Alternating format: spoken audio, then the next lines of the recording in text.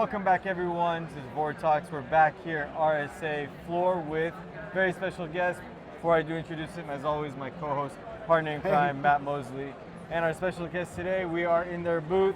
He is the co-founder of HackerOne, Mr. Mikhail Prince. How you doing, Mikhail? Thanks so much for joining us. Thank you for having me. How's your experience at RSA going so far? Yeah, it's been pretty good. It's definitely busier than last year. I think last year right? people were still kind of maybe figuring out COVID, and this year it's like, nah, we're here. Even though there's lots of budget cuts everywhere, people are still coming. I like it. Yeah. It's great though. I mean, it's good to see humanity kind of back in action, right? Yeah. It's like the traffic at the booth has been pretty good. Like it's been busy, so yeah. Well, that's awesome. So, before we kind of dive into what HackerOne is, I wanted to give our viewers a little bit more insight about who are you? How did you get into cybersecurity, and what's kind of your story like? Yeah, so I mean, HackerOne, it means I'm probably a hacker, right? So I'm a hacker. What that means is probably almost every hacker gets into it because they're curious, right? So you're getting into security because you're like, how does this thing work? How does this piece of software actually function? You're trying to figure it out. You're trying to make it do things it wasn't supposed to, or the creator didn't think about. So that's how I like to think about myself, is a curious person that became a hacker. That's cool. When did you start? Were you like a young kid, cracking your own computer and stuff, or? I think so. With my other co-founder and I think we know each other since we're like 1 year old. Oh, or something. okay. Awesome. We started really getting into hacking probably around 12 or so. That's when we first started breaking systems, hacking each other, looking at software. And, That's awesome. Awesome. So you guys have been on the constant path, and I mean, HackerOne, very famous in our community, right? Cybersecurity, everybody knows you. But for a few listeners that may not know you, I want to give maybe your spiel on what is HackerOne, what do you guys do, and then we'll kind of maybe go into a little bit of what you're kind of seeing, trends and foresight, I guess, into the future of cybersecurity. Yeah, so at HackerOne, we represent the world's largest community of ethical hackers. And these hackers find vulnerabilities in our customer systems and software, and we pay them when they do that. And that's pretty good. So so when you say you provide them money, let's kind of dive into that a little bit. Yeah.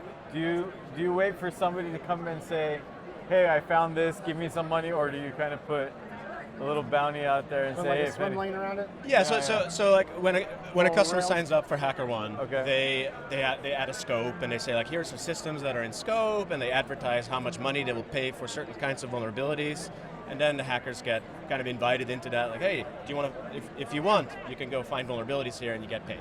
Got it. So any of our listeners could sign up and do it. If you're there, if you're interested, sign up, and Mikhail himself will pay you guys some money. He'll sign the check. He's probably the best guy we pay here because he's the only one actually paying everybody, so that's awesome. But right on, so I mean, you've been in this a long time. Over the years, I'm sure you've seen, big companies come and they generally ask for certain things to maybe, for the crowd to kind of look for. But what kind of trends have you seen in the past? How do you see the current trends, and any insights into what the future may look like for cybersecurity? If we're thinking general cybersecurity, of course, I cannot ignore AI. I think, so interestingly, generative AI is of course picking up now. Last few months, really GPT is all over the place. Everyone's building generative AI into their applications, right? In the cybersecurity space, AI has always been marketed, right? For years and years and years, we've seen AI this, AI that. And it's not really AI, right? Let's be honest. A lot of those solutions are not AI.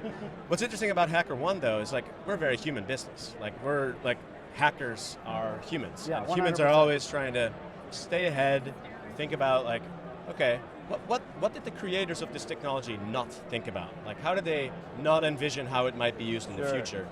And that's the hacker creativity that is always just trying to stay ahead. So you guys aren't really trying to do what everybody else is and replace humans with AI. You're trying to keep the human element. We are trying to advance and keep the human element, but obviously I think AI has a really good place in productivity. It assists humans in many ways to do things a lot faster than they were able to do on their own, so it's great. I don't say no AI at all, right? But we definitely focus on the human element of... I think pen testing and ethical hacking is never going to be at threat of artificial intelligence, right? Course. You always need that human element, right? Probably not the best example, but a hacker can look at an SMB share that's just open, didn't take any technical prowess to get into it, but it has a text document that has passwords in it. maybe AI can read it, maybe not, I don't know, because we're not there yet, but could they take that content and then apply it somewhere else in the network and gain access and start asking privileges? That's kind of the difference between having an artificial system going through and automating attack versus like a human that can use, and daisy chain attacks together too, right? Like different vulnerabilities, SCVs and stuff. So. It's really the human creativity that exactly. comes to mind, right? Like as a human, you're able to like think about certain ways of like, oh, how might I use this information? Like, how might I take that to my advantage? Sure. Systems don't think that way. Right. Like business logic flaws and stuff Absolutely. like that. Yeah. I mean, I don't think AI's there yet. Maybe one day, but it's definitely not there right now. AI, I mean, the foundation, the base, like the baby AI, right? I used to call it, is the human has to train it in, right? Oh, yeah. So it's not going to be very intellectual by itself out of the box. So until we kind of train it what to do, how to do it, but still, the human element is always very, very important. Plus, I mean, your kind of company, the biggest intriguing factor is there's money behind it, right? So the bigger the bounty, the more people that are going to be putting their minds together to try to find the flaw. That's how it works. Like the rewards really motivate hackers, right? Like the bigger the bounty is, like you said, the more people are going to pay attention to it, the more people are going to try to break it. Yeah, it's like crowdsourcing intellect to really help find the solution, and Exactly. that's a big advantage. And I think, okay, so let me ask you this. This is very interesting for me. The money part of it. I love money. I'm sure you do too, as does everybody else. But what's the biggest bounty that you've seen paid out in your platform? Well, that's a good question. Ooh, I think looking at what's being offered on the platform, we see bounties that are really insane, like $2 million type of bounties. Wow. That is, it's kind of it's in the Web3 DeFi crypto space. Okay. It's kind of the norm, right? Like, because the attacks can be so devastating there. Like if someone is able to drain Clear money out out of a wallets, smart contract or something like that, it's permanent, right? So it's not like, okay, let's just roll the transaction back or something like that, right? So the rewards there are really, really, really huge. Wow, in the millions. That's amazing. And is that pretty frequent? I mean, do you get a lot of those big ticket bounties, or is that just like? It took some time, I think, for hackers to start catching on to that technology. Yeah. Like a couple of years ago, you had a lot of like crypto projects that came out, launched bounty programs, but like most of them weren't like really any interesting, didn't even have a product, right? Yeah. So I think for a while, there were a lot of hackers burnt out by it. They're like, oh, another crypto project. Like I don't like that stuff.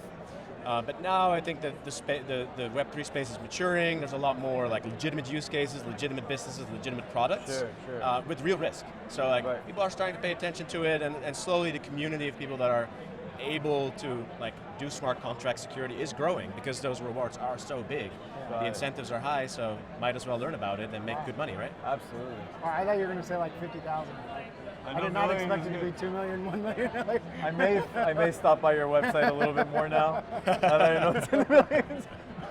But okay, now that you're in the $1 million conversation, you said you're a hacker yourself. I know your company's big now, and you probably have a lot of other things that utilize your time. Do you still get time to do any hacking and bounty hunting yourself, maybe? I try to keep up.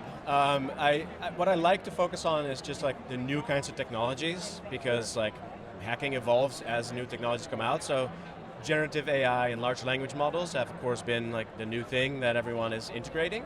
And it opens up a new kind of attack surface, right? Like your new, like as a developer integrating an LLM into your application, you're adding a new unknown technology, like not very well understood technology into your apps, and that opens up new attack surfaces that hackers like to go after. So I like to fiddle around with that and see like what new classes of vulnerabilities might we expect to see out of that, and then like what is something like the OWASP top 10 going to look like in 10 years? Right? Like is it still going to be cross-site scripting at the number one?